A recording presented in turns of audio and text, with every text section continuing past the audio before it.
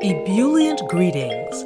I'm your host, Jacquie Bird of Jacquie Bird Spiritual Wellness, your guide to stress and anxiety relief, mindfulness, awareness, self-care, self-love, and personal growth. Welcome and thank you for joining me as we roll with peace in mind. Today's riff is variables and no regrets. When things are just not meant to be. Early in the morning, when I was in between awake and not wanting to get up, a recollection flowed to me. It was of something I wanted so badly, but the variables in motion relegated me to a different, rather mortifying role or position. At least that's what it felt like at the time. For a long time. Not only did I want this job very badly, but it seemed pretty certain that I would get it. I was in direct succession. Next in line. Matter of fact, I did have it. For one day. I think it was an hour or two. It's funny how this memory showed up. I was thinking about something seemingly unrelated. Someone I knew of but never met. He was the main variable of the variables in motion. Why he came to mind along with the memory of this event, I am certain it was in reminder of a lesson, of wisdom gained through some pain. The phone call came out of left field. The head of the company had hired me for a spot I had eventually hoped to get. Like I said, I was in line. The person I was to replace had suffered an injury right before auditions for a major project, and I was an emergency call to save the day. Man, was I excited. Sorry that it came at this person's misfortune, but it was an incredible opportunity. Plus, I would spend months in a country I loved. Oh my God, the food! I had been elevated to director choreographer of a beloved, wildly popular recurring event. Actually, it was a huge, prestigious event. After the phone call, I was so excited, but I began to plan. A couple of hours later, if even that much, I got the call that unbeknownst to the person hiring me, the guy I was to replace had tapped another person to fill his slot. The artistic director felt an obligation to honor this. To make matters worse, the new director choreographer, who had already accepted the job, could not conduct auditions due to a conflict, so saving the day girl was asked to do so. Yeah, I would be creating choreography to showcase candidates that someone else would make decisions on hiring and working with. Bummer big time. I was devastated. Was offered the meal, but then they snatched it back and only gave me the crumbs.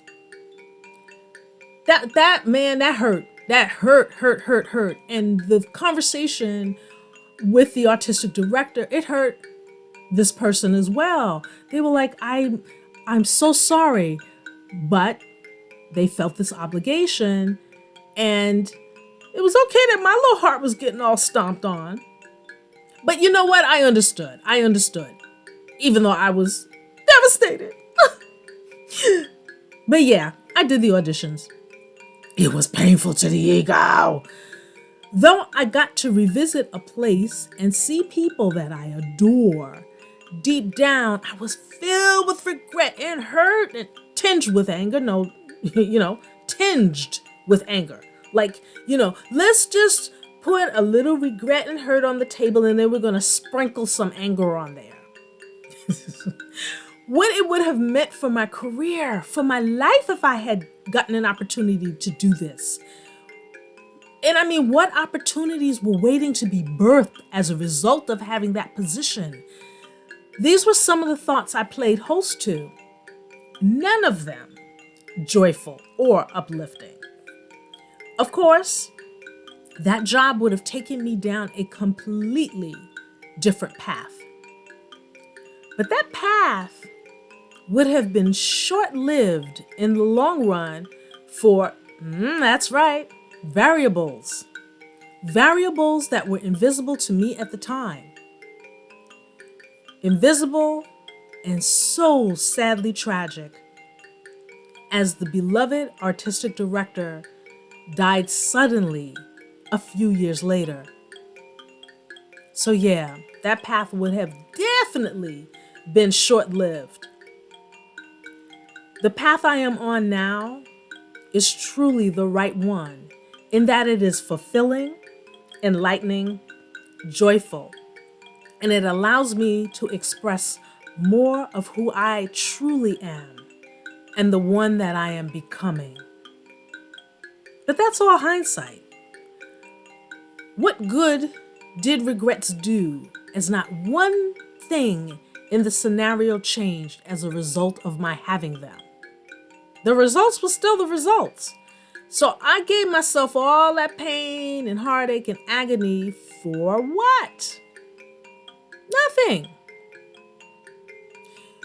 You know how when we don't get something we really, really want and we can wallow in the emotions and feelings that dredge up? How we can moan, groan, and sometimes cry in the not having of that thing, that situation, or that person? At the time, it may seem like the end of the world, something we can walk with regret for quite some time. What if this? What if that had happened? Or what if that had gone this way? Or what if it had come through? Or what would life be like now? These thoughts fill our being with regret, with the what ifs, the how comes, etc. Why not? Why did it happen to me? You know, all those things that just really, really pulverize our beings and our hearts and our souls.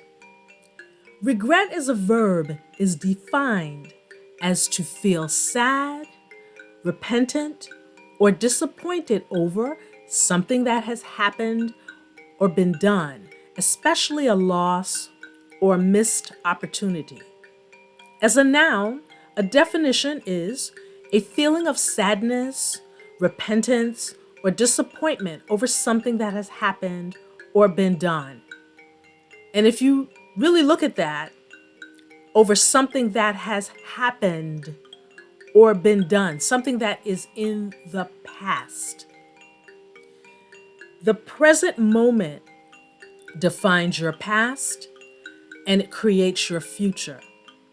If you are spending your time in the past bemoaning the what ifs, you at the same time are creating the future moments because you are looking backwards and your vibration is that of sadness.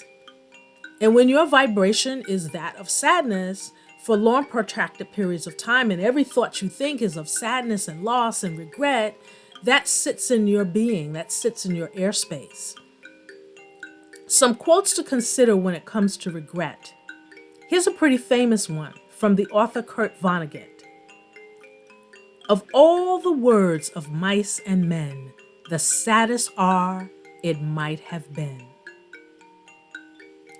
Fernando Pessoa, and I probably butchered his name, the poet, said the feelings that hurt most, the emotions that sting most, are those that are absurd. The longing for impossible things, precisely because they are impossible. Nostalgia for what never was. The desire for what could have been. Regret over not being someone else. Dissatisfaction with the world's existence. All these half tones of the soul's consciousness create in us a painful landscape, an eternal sunset of what we are. Ted Hughes, the poet, says the only calibration that counts is how much heart people invest, how much they ignore their fears of being hurt or caught out or humiliated. The only thing people regret is that they didn't live boldly enough, that they didn't invest enough heart, didn't love enough. Nothing else really counts at all. Roy T. Bennett, the writer, says, "Don't waste your time in anger, regrets, worries, and grudges. Life is too short to be unhappy." And I say, not so much that life is too short, because, we say that life is too short, life is too short. I'm like, life is now. Life is to be lived. You don't worry about how much time you have or don't have. When you focus on life is to be lived, it centers you more in the present moment. One more quote, and I dig a lot of stuff that this guy says. "We all make mistakes, have struggles, and even regret things in our past. But you are not your mistakes. You are not your struggles. And you are here now with the power to shape your day and your future." That's Steve Maraboli, the writer. Regret stays in our airspace until we acknowledge its existence in our minds and let it go. It's not so much having the regret, it's keeping the regret. That's the thing that chokes off your life. Free yourself and live regret-free. Just live your life to the fullest. Thank you so much for listening. Please remember to visit JacquieBirdSpiritualWellness.com. Join my mailing list. I've got workshops coming up. I have audiobooks, guided meditation videos and audio and meditation music, everything for inspiration and to help you relieve stress, increase your mindfulness and awareness and presence. And remember to always roll with peace in mind.